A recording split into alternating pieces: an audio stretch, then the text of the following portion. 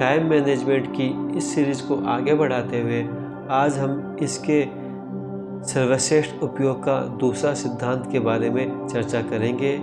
समय के सर्वश्रेष्ठ उपयोग का दूसरा सिद्धांत है आर्थिक लक्ष्य बनाएं। अगर आपको कोई लक्ष्य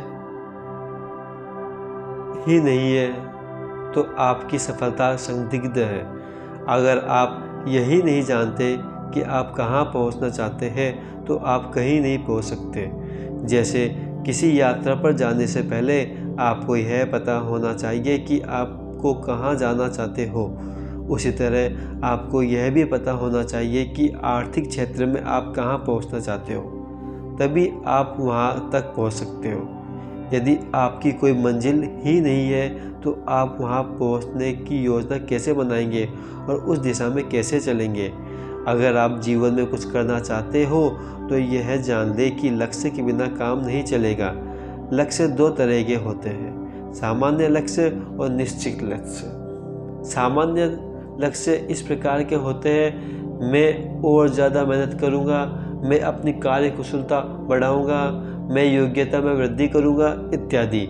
दूसरी ओर स्पष्ट लक्ष्य इस प्रकार के होते हैं कि मैं हर दिन 8 घंटे काम करूँगा, या मैं हर महीने 20,000 रुपये कमाऊँगा, या मैं सॉफ्टवेयर डिजाइनिंग का कोर्स करूँगा।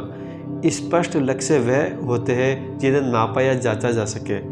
लक्ष्य जितना स्पष्ट होता है आपके सफल होने की संभावना उतनी ही ज़्यादा होती है। स्पष्ट आर्थिक लक्ष्य सफलता के लिए कितने महत्वपूर्ण होते हैं इसका एक उदाहरण देखें। एक सेल्समैन की पत्नी अस्पताल में लंबे समय तक भर्ती रही। हैरानी की बात यह थी कि उस साल सेल्समैन ने अपने सामान्य औसत से लगभग दुगना सामान बेचा। जब उससे उसकी सफलता का कारण पूछा गया तो उसने कहा कि अस्पताल का बिल उसके सामने रखा था और सटीकता से जानता था कि बिल चुकाने के लिए उसे कितना सामान बेचना होगा। इस उदाहरण से यह स्पष्ट हो जाता है कि अगर कोई मनुष्य ठान ले तो वह अपने आर्थिक लक्ष्य हासिल कर सकता है, बशर्ते उसके सामने स्पष्ट लक्ष्य हो। इसलिए समय के सर्वश्रेष्ठ उपयोग का दूसरा सिद्धांत है आर्थिक लक्ष्य बनाएं। आर्थिक लक्ष्य बनाना बहुत ही आसान है। आपको पहले तो यथार्थवादी ढंग से यह तय करना है कि आप हर महीने कितनी धनराशि कमाना चाहते हैं। फिर गणित की सहायता से यह पता लगाना है कि इस धनराशि को कैसे कमाया जाए।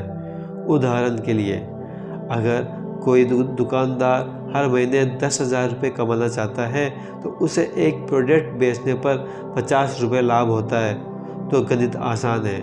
उसे हर महीने 200 प्रोडक्ट बेचने हैं। यदि वह महीने के 25 दिन काम करता है तो उसे हर दिन 8 प्रोडक्ट बेचने होंगे।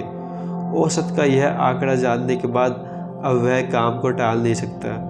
अब वह मूड न होने पर या बोरियत का बहाना भी नहीं बना सकता, इसलिए क्योंकि कागज़ पर अंकों का गणित उसे बता रहा है कि अगर लक्ष्य प्राप्त करना है तो उसे हर दिन इतना काम करना ही पड़ेगा।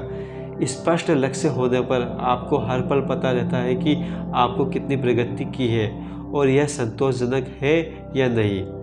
ऊपर दिए उदाहरण में अगर दुकानदार शाम तक 8 प्रोडक्ट बेच लेता है तो वह जान जाएगा कि उसके आज का लक्ष्य पूरा कर लिया है।